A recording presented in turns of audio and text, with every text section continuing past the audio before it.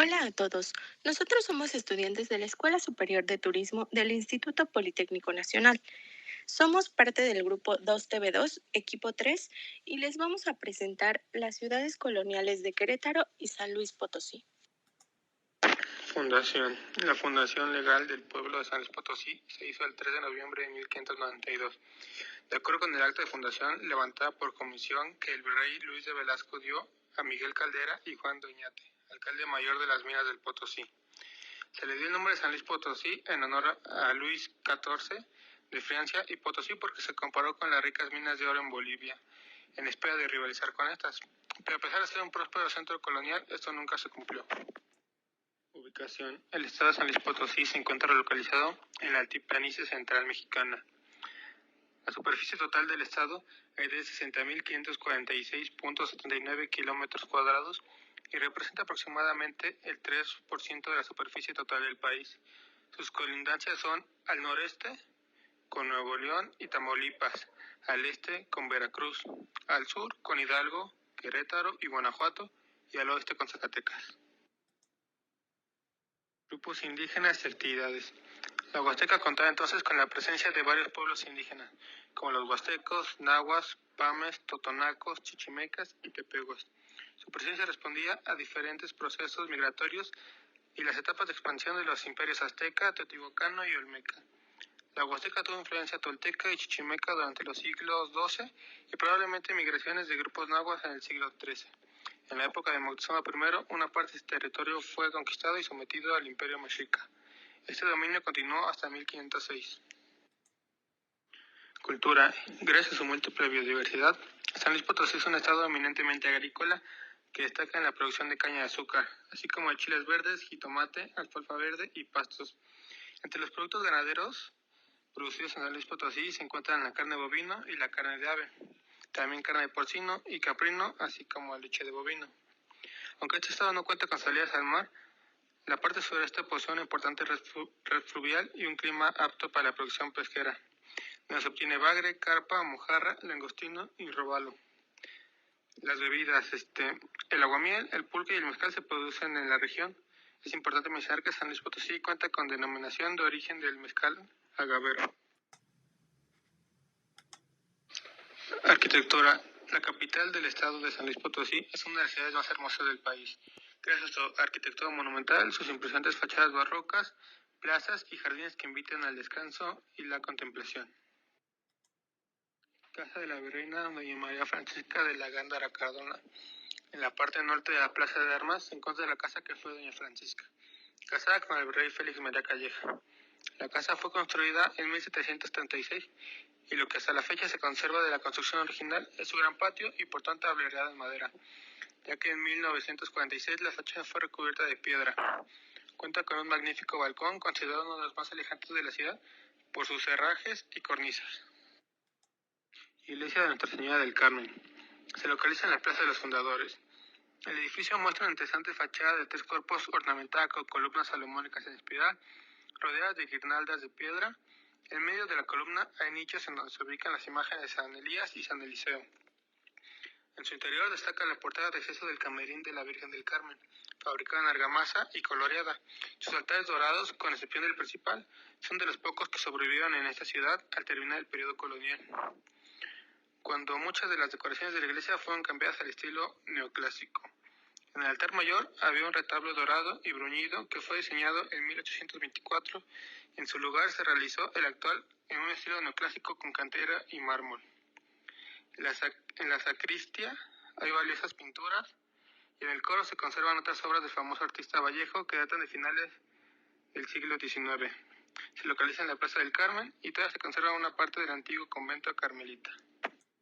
Edificio central de la universidad. Se localiza en la Plaza de los Fundadores.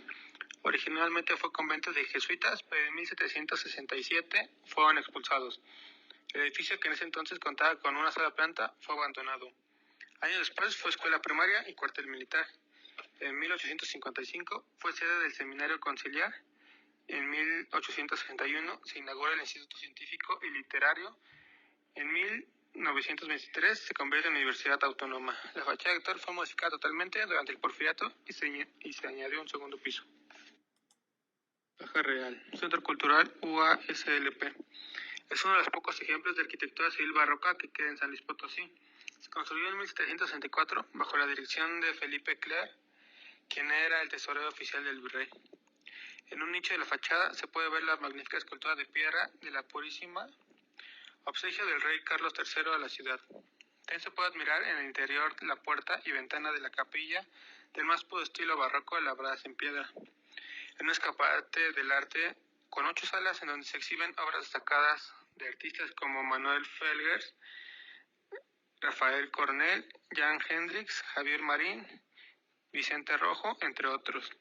En la Plaza Baja hay una sala que muestra patrimonio histórico de la Universidad Autónoma de San Luis Potosí y que narra la historia de su fundación.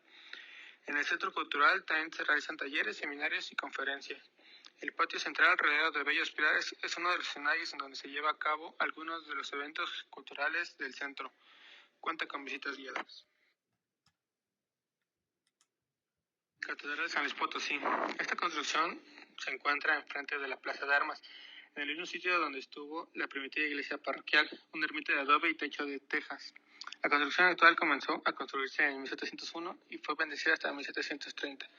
Fue elevada al rango de catedral en 1854 al ser dirigida la diócesis de San Luis Potosí. La fachada de cantera rosa es de estilo barroco y la portada consta de 2 cuerpos y remate. Esta tuvo algunas modificaciones a principios del siglo XX, ya que se construyó la torre norte copiando la torre sur y los cubos de ambas torres se cubrieron con cantera. Las torres tienen un estilo barroco salomónico y cuentan con 3 cuerpos. El interior tiene planta basilical, bóveda de arista ornamentada con motivos vegetales, molduras y medallones de argamasa, cúpula de gajos con casetones y tambor poligonal. En los muros laterales hay cuadros empotrados del Vía Crucis en mármol de Carra. También hay 6 retablos laterales del sepulcro del obispo Montes de Oca realizado en mármol.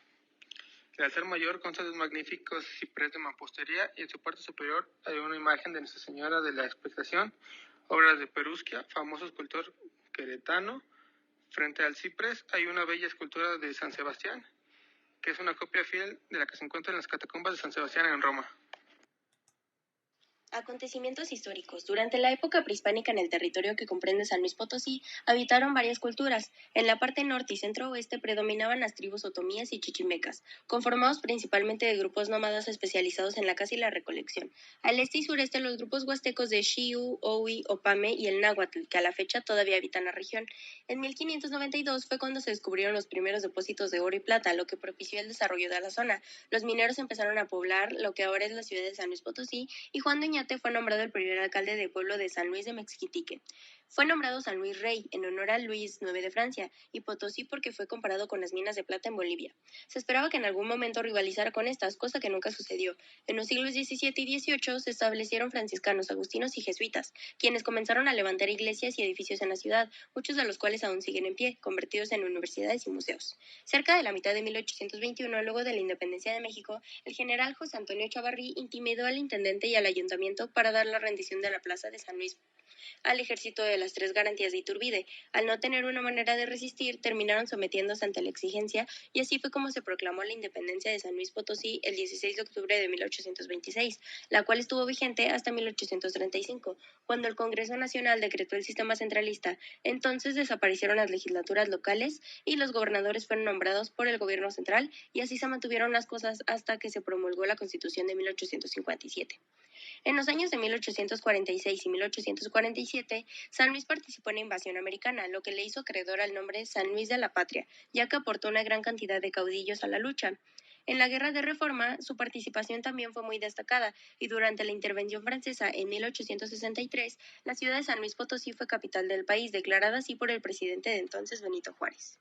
En el régimen de Maximiliano, San Luis fue convertido en departamento y la ciudad estuvo en poder de los imperialistas hasta finales de 1866. Ese mismo año fue inaugurada la línea telegráfica entre San Luis Potosí y la Ciudad de México. Personajes ilustres. José Mariano Jiménez, capitán general del ejército. Sus conocimientos fueron sumamente útiles a la causa insurgente, como lo demuestra su atinada participación en la batalla de Monte de las Cruces. Hidalgo lo comisionó para que pidiera la rendición al virrey y la entrega de la Plaza de México, misión en la que desafortunadamente no obtuvo una respuesta satisfactoria. Estuvo presente en la derrota de Aculco. Posteriormente, Hidalgo lo comisionó para que independizara la región de San Luis Potosí, Coahuila y Nuevo León, lo que motivó sus victorias en Agua Nueva y Saltillo, donde derrotó a los realistas. Mariano Arista. Bajo su mando se dieron los primeros encuentros de México contra los Estados Unidos en 1846. Ponciano Arriaga, abogado y político, propuso al Congreso la creación de una Procuraduría de los Pobres. Francisco González Bocanegra, autor del himno nacional mexicano. Manuel José Otón, poeta, de los principales poetas del siglo XIX mexicano. La gastronomía de San Luis Potosí tiene una historia de 12.000 años. Se remonta a tiempos en los que los chichimecas cuachichiles cazaban y recolectaban en forma nómada. Hoy el pasado se concreta en moles, barbacoa de liebre, tostadas, frijoles, tamales, atole dulce o enchilado, aguamiel, entre otros. Eso comían y comen los pames y los otomíes, que también integran la cultura de la Huasteca. Charamuscas, camote, queso de tuna, dulce de leche, chancaquillas, chilacayote y biznaga son solo algunos de los dulces artesanales hechos por manos potosinas, una tradición que ha pasado de generación en generación. Las costumbres están representadas por aquellas manifestaciones artísticas y culturales. Dichas manifestaciones fueron adaptadas con la llegada de los colonizadores españoles. La Feria Nacional Potosina o FENAPO. Esta feria es realizada desde el 7 hasta el 30 de agosto, donde exponen tanto la gastronomía como la artesanía de San Luis Potosí. También pueden encontrar juegos mecánicos, disfrutar de fiestas de la Plaza de Mariachi, disfrutar de obras de teatro, entre otros. El día central de la feria es el 25 de agosto, por lo que se realiza la quema de pólvora y se encienden fuegos artificiales. Chantolo, Día de Muertos y Día de los Santos. Esta feria representa la reunión de los vivos con los antepasados. Es celebrada durante los días 1 y 2 de noviembre. El 1 de noviembre se celebra el Día de los Santos, dedicado a los niños fallecidos. Ese día preparan dulces y piloncillo, también conocido como papelón, panela o chancaca. También hacen rezos, se monta un altar. Puede ser cerca de la tumba o en la casa, y se mantienen en vela durante toda la noche. El 2 de noviembre se celebra el Día de los Muertos, dedicado a los muertos adultos. Ese día preparan zacahuil, que son tamales con chile, y en algunos casos preparan la comida que más les gustaba al fallecido. También hacen rezos, desfiles, bailes, montan un altar y se mantienen en vela durante toda la noche. Décimas y balonas. Las décimas y las balonas se realizan en distintas festividades de San Luis Potosí, siendo parte importante de la cultura potosina. Se caracterizan por estar conformados versos satíricos que son acompañados por algunos instrumentos musicales. Por consiguiente, está compuesta por parte hablada, que son los versos, y la parte bailada, ya que mientras unos pronuncian los versos, otros deben bailar. Como vestimenta tenemos las huastecas, que llevan un enredo que les llega a pocos centímetros debajo de la rodilla. Es de manta blanca o de tela negra y liso atrás. Al frente tiene 4 tablones. El enredo está sostenido por una faja hecha en fábrica con rayas jaspeadas, rojas y azules y lleva un fleco trenzado en ambos extremos. El quexquemel tiene un fleco de lana hecho aparte y unido a la tela con cadeneta en los mismos colores de los dibujos, que son el anaranjado, el rosa, el morado y el verde. Alrededor del escote del quexquemel hay un borde con picos que forman rayos. Está labrado con estambre de colores en punto al pasado y llevan los picos volteados hacia arriba. Con vestimenta de los hombres, esta consiste únicamente de camisa, pantalón y calzón de manta, ajustado a la cintura con un ceñidor. Por lo general, los huastecos andan descalzos o llevan guaraches, sombrero de palma, así como un imprescindible morral de fibra de zapupe. Música en San Luis Potosí.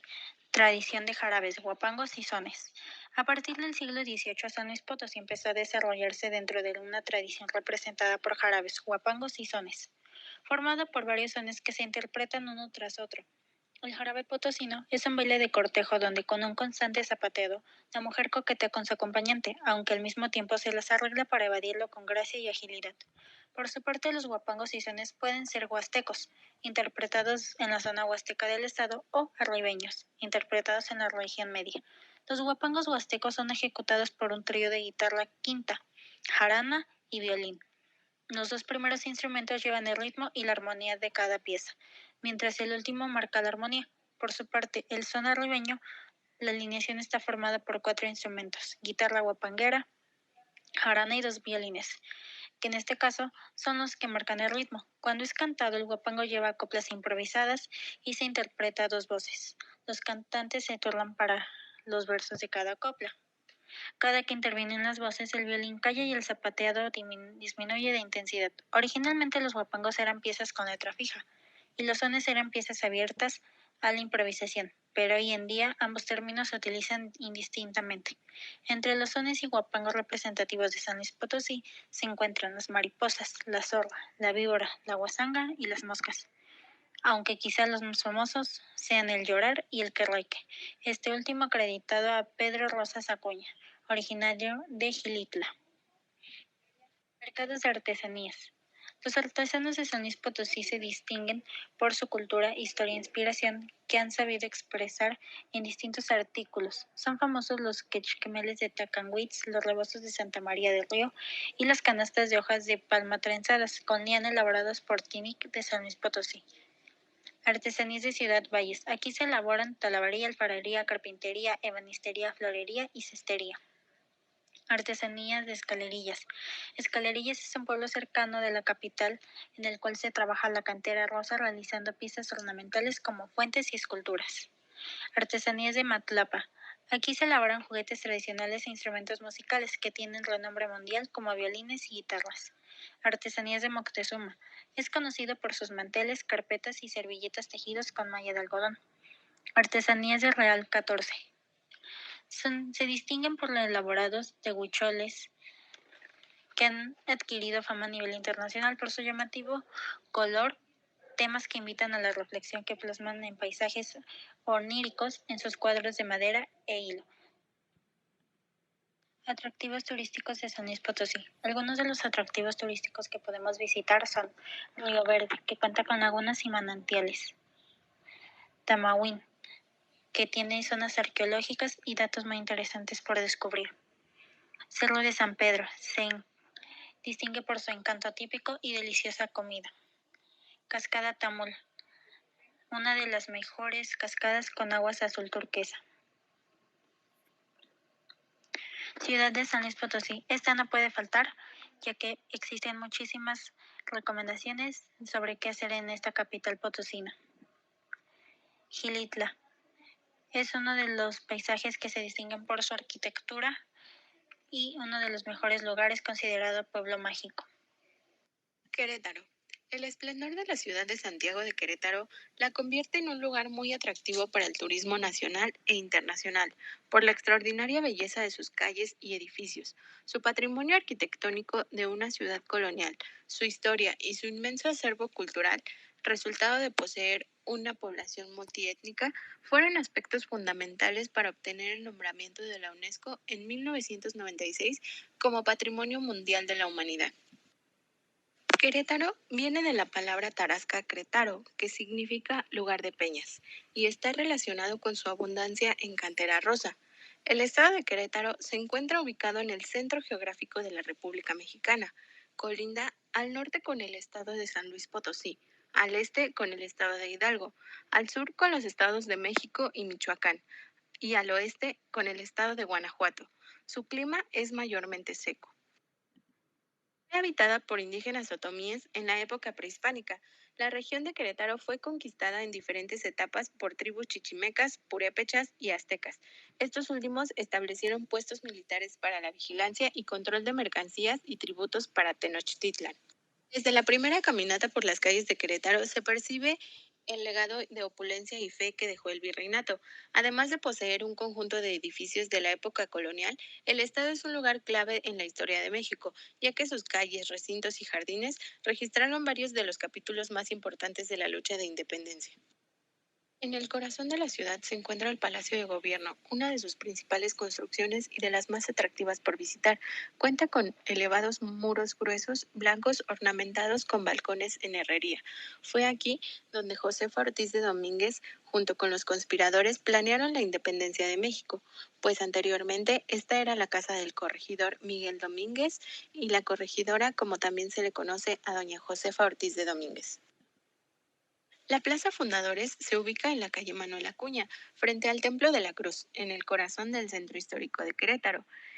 Esta zona es conocida como el Cerro del Sangremal, y en este lugar, el 25 de julio de 1531, se fundó Querétaro.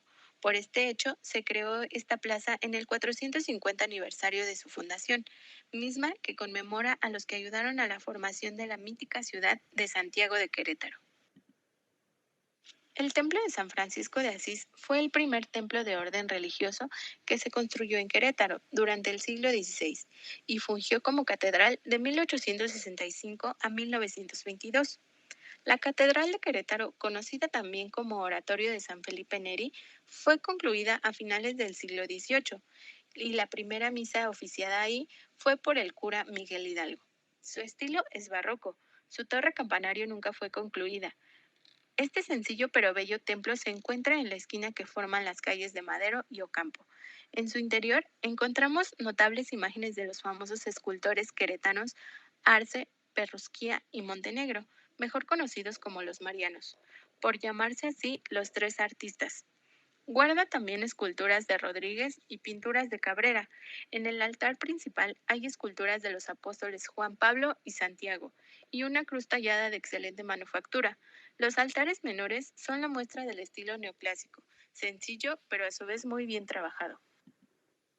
2 cuadras hacia el sur de la ciudad encontramos el templo de Santa Rosa de Viterbo, la cual muestra el máximo esplendor que alcanzó el barroco en Querétaro. La fachada y la torre tienen influencia árabe, por lo que pudieran considerarse manierista. La plazuela al norte del templo facilita la apreciación del conjunto arquitectónico. En su interior sorprenden el elaborado trabajo de los 5 retablos labrados en madera y totalmente cubiertos con una capa de oro. Desde la segunda mitad del siglo XVII, la ciudad de Querétaro se había convertido en una de las poblaciones más prósperas y hermosas de la Nueva España, alcanzando en el siglo XVIII su mayor prosperidad y desarrollo urbano. Sin embargo, la ciudad carecía de un eficaz y saludable servicio de agua potable, pues los viejos canales y cañerías que surgían a la ciudad conducían aguas sucias y contaminadas, por lo cual las monjas capuchinas protegidas del marqués Juan Antonio de Urrutia expusieron sus quejas sobre la necesidad de tener agua limpia, y este mismo fue el que mandó construir el acueducto de Querétaro. Se cuenta que en realidad el marqués mandó construir este acueducto porque se enamoró de la monja. Antecedentes históricos. En el año de 1810 se llevó a cabo en este lugar la planeación de la Guerra de Independencia de México. En 1848 se firmaron los tratados de Guadalupe Hidalgo, con los cuales se concluyó la guerra contra Estados Unidos, pero se perdió el 55% del territorio mexicano original. En 1867 surgió la ejecución del archiduque de Austria, Maximiliano de Habsburgo. En 1917 se firmó la Constitución que actualmente nos rige. Por último, en 1996 la UNESCO nombró como Patrimonio de la Humanidad a la zona de monumentos históricos de Querétaro. Personajes ilustres. José Ortiz de Domínguez y su esposo Miguel Domínguez y Ejigmenio González participaron en la conspiración de Querétaro. Jesús Antonio de Urrutia es benefactor de Querétaro porque él construyó el acueducto estatal y además numerosas fuentes y puentes populares en el estado. Valentín Farías, historiador y escritor que generó enriquecimiento de la historia en esos tiempos. Octavio Mondragón Guerrera, médico militar y gobernador del estado de Querétaro de esos tiempos. Fray Ignacio Mariano de Casas, arquitecto y escultor barroco. Algunos de ellos se encuentran en el Panteón Queretanos Ilustres, el cual se encuentra en Santiago de Querétaro. Querétaro es rico en variedades, sabores y colores. Podemos encontrar su rica gastronomía en los mercados, fondas, en los tianguis de garnacha, hasta los mejores restaurantes de la ciudad. Dentro de la variedad gastronómica podemos encontrar el nopal de penca, revoltillo, guajolotes fritos, lengua mechada, quiote. Algunos dulces de Querétaro son la nieve de mantecado, los buñuelos en salsa de guayaba. Algunos de los lugares donde podrás disfrutar de estos manjares es en la Ruta del Arte, Queso y Vino, donde podrán disfrutar de distintos quesos de la región, ya sean de vaca, oveja, cabra y distintas animales. Costumbres y tradiciones. La Semana Santa, también llamada Semana Mayor, es una de las festividades más importantes de Querétaro, junto con el 13 y 15 de septiembre. El 13 es un día donde un grupo de danzantes llamados los Concheros suben bailando hasta el cerro Sanegal, hasta llegar al Templo de la Cruz. En la noche Los concheros continúan bailando hasta el amanecer por 10 horas. El día 15 finalizan los bailes y se da paso a la Misa de la Cruz, la cual se celebra en el templo homónimo. 9 y 12 de diciembre en México se celebra el Día de la Santa Patrona, la Virgen de Guadalupe. Estas fechas conmemoran la aparición de la Virgen a un hombre llamado Diego, el cual le pidió a la Virgen que le hiciera una iglesia ahí en Querétaro, en el Cerro del Tepeyac. Por lo tanto, el hombre fue y le dijo al sacerdote que él había tenido esa visión de parte de la Virgen. Él le pidió que se lo comprobara y se lo comprobó a través de un milagro. Y fue por eso que se creó la iglesia en Querétaro. También otra de las costumbres y tradiciones que tienen es el Día de Muertos, Navidad, el Día de Reyes y el Día de la Candelaria. La música tradicional de Querétaro es el huapango, el cual tiene sus orígenes en el siglo XVII. Es escuchado igualmente en Veracruz, San Luis Potosí, Hidalgo, Tamaulipas, Oaxaca e incluso Guatemala. Para mantener la tradición del huapango, se organiza un concurso nacional en San Joaquín, localizado al norte de Montes y al sur de Pinal de Amoles, los días 10 y 11 de abril. Se utilizan instrumentos como la jarana, guitarra de caja, violín y el arpa. La danza se distingue por el coqueteo entre los bailarines, los cuales portan la vestimenta típica de Querétaro. El traje típico de la mujer consta de una camisa y enagua de manta bordados con hilo de algodón en técnica de hilván. La enagua, faja, cachquemitil y rebozo son tejidos con lana en telar de cintura y comúnmente usaban guarache de correas de cuero. El varón llevaba una camisa y calzón de manta. Usaban una jerga, faja y manguillo de lana. Este último es una prenda a manera de manga que se usaba para cubrir solo los brazos y la parte superior del pecho y espalda. Igual que la mujer, usaban guarache de correa, además de sombrero de vuelta y vuelta o shamiti para cubrirse del sol. En esta ciudad han pasado muchas personas que han dejado huella, lo que da origen a varios mitos y leyendas. Chucho el Roto es uno de los personajes más reconocibles del folclore mexicano, en cuanto a historias de leyenda se refiere. Inclusive, hay personas que lo comparan con un Robin Hood, pues robaba a los ricos para ayudar a los pobres. Su nombre era Jesús Arriaga, y cometió la mayor parte de sus robos a finales del siglo XIX. Se cuenta que era un personaje sumamente carismático, al que todo el mundo apreciaba. Chucho era capaz de hacerse amigo de sus víctimas, por lo que éstas jamás sospechaban nada. Otra cosa que se recalca en torno a su personalidad, no solo en la historia popular, sino también en las adaptaciones fílmicas que se han hecho sobre él, es que su banda jamás usó la violencia para hurtar. En la siguiente leyenda, el protagonista es Maximiliano, quien mientras esperaba ser fusilado, el entonces emperador de México fue llevado al convento de la Santa Cruz, en donde cada día de su estancia se asomaba por la ventana viendo hacia donde se encontraba el Campo Santo. Hoy en día, en ese lugar están enterrados los personajes ilustres del Estado, aunque en aquellos años el sitio era utilizado para sepultar a cualquier ciudadano. En ese cementerio laboraba un hombre muy servicial y acomedido, de nombre Simón, que en un día, mientras trabajaba, escuchó una voz en la lejanía que decía: «Simón, estoy aquí, ven por favor». El hombre continuó con su trabajo sin prestar mucha atención, hasta que los murmullos se hicieron más y más fuertes. Esto obligó al sepulturero a tratar de saber de dónde provenía esa voz. Se acercó hasta donde se hallaba una farola en la calle, y ahí fue cuando vio por primera vez una enorme sombra. De inmediato reconoció el contorno de la figura y gritó aterrado: «No puede ser, es el emperador Maximiliano en persona». Al día siguiente, Simón dejó el puesto de enterrador, pues no quería volver a pasar por lo mismo. La leyenda dice que inclusive hoy en día las personas pueden encontrarse con la sombra de Maximiliano afuera del panteón a las 12 de la noche. Uno de los sitios de interés que podemos mencionar es el Panteón de los Queretanos Ilustres, el cual fue inaugurado entre el año de 1840 y 1847. Es uno de los atractivos turísticos del estado por los personajes que ahí descansan. La Casa de la Corregidora es otro de los atractivos de la ciudad por la importancia histórica que tiene. Paseando por ahí, pueden visitar el Mercado de las Flores, que tiene una de las mejores selecciones de flores frescas del país, o pueden disfrutar de las delicias gastronómicas en el Mercado del Tepe.